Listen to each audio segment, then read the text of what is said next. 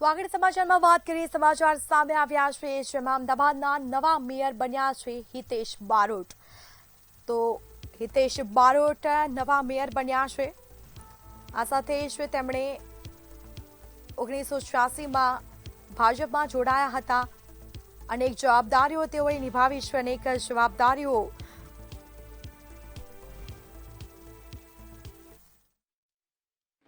Ahmedabad municipal કોર્પોરેશનની અંદર નવા મેયર તરીકે હિતેશભાઈ બારોટની વરણી. હિતેશભાઈ અભિનંદન ખૂબ અને સાથે નવી જવાબદારી.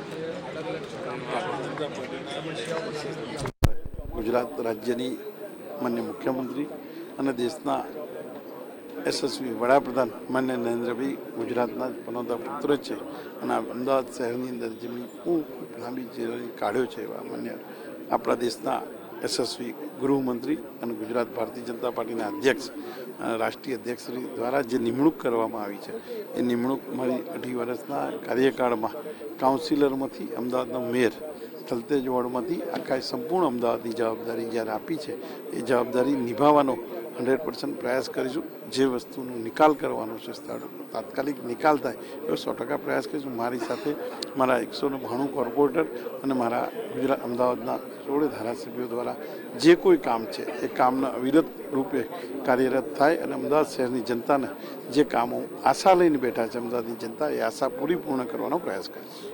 જે પ્રમાણે આમ કહી શકાય કે સરપંચથી તમે શરૂઆત કરેલી સ્ટેન્ડિંગ અને સ્ટેન્ડિંગની સાથે મેયર એટલે કે સ્ટેન્ડિંગના પણ તમારા કાર્યકાળમાં ઘણા બધા કામ થયા છે.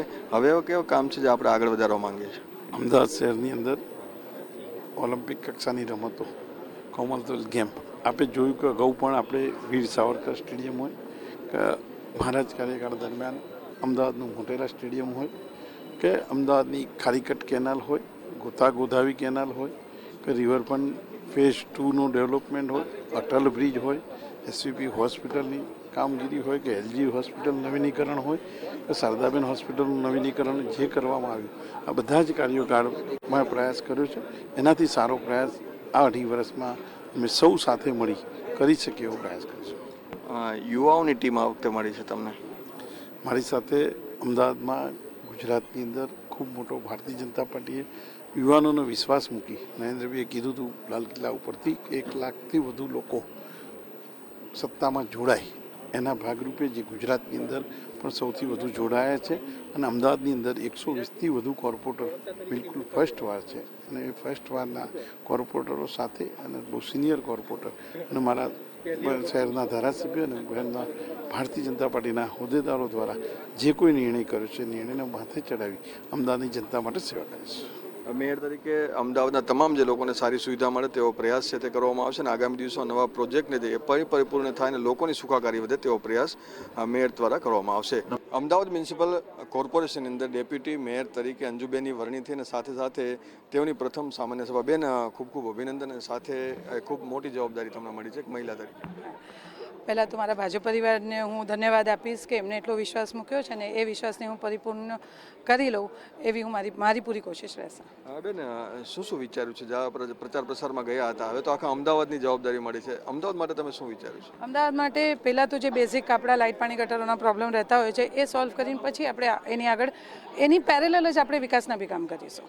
મહિલા તરીકે મહિલાઓને કંઈ લગતા કોઈ કામ કે જેમ કે પિંક ટોયલેટ્સ બનાવ્યા છે, મહિલા સુરક્ષાની વાત હોય, જે પિંક ટોયલેટ્સ બનાવ્યા છે અને જે આપણા મહિલાઓ માટે જે પ્રોજેક્ટ્સ ચાલે છે, જે સ્કીમો ચાલે છે એની અવેરનેસ એ મોટા સ્કેલ ઉપર લઈ જવાની મારી ઈચ્છા કરી.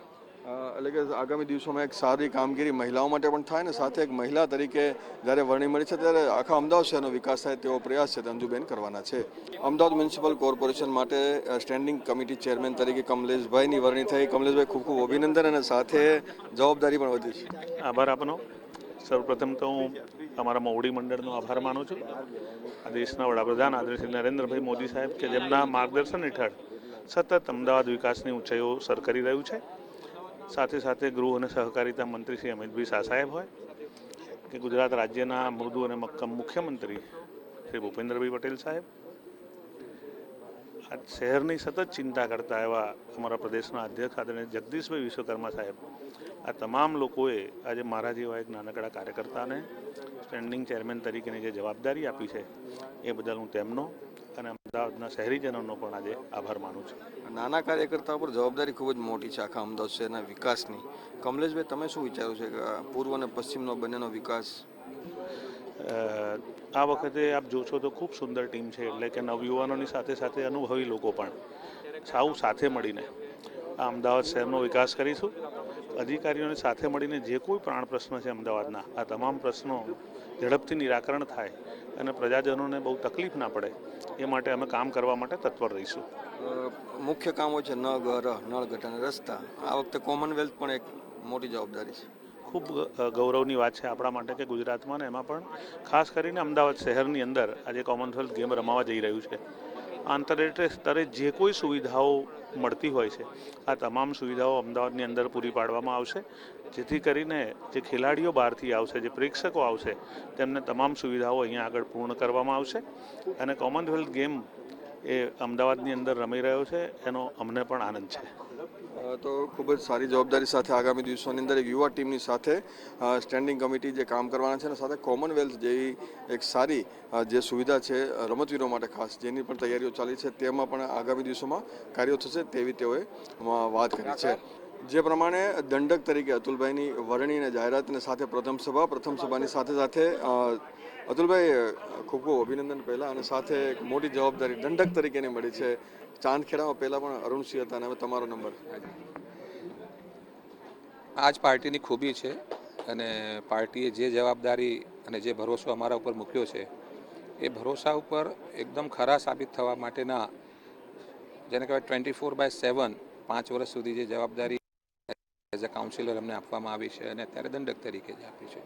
એટલે વિસ્તારની અને આખા અમદાવાદની પ્રજાની સુખાકારી કઈ રીતે વધે એના માટેના અમે પૂર્ણ પ્રયાસ કરીશું.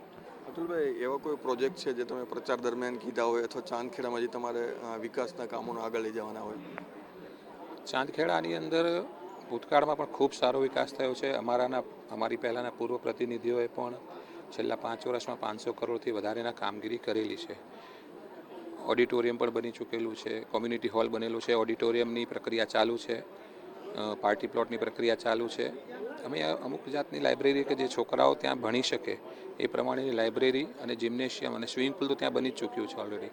એટલે બાકીના જે કામો છે પ્રજાની સુખાકારીના અને જે પાણીની સમસ્યાઓ થોડી ઘણી છે એ પાણીની સમસ્યા પણ દૂર કરવા માટે અમે પૂર્ણ પ્રયાસ કરીશું.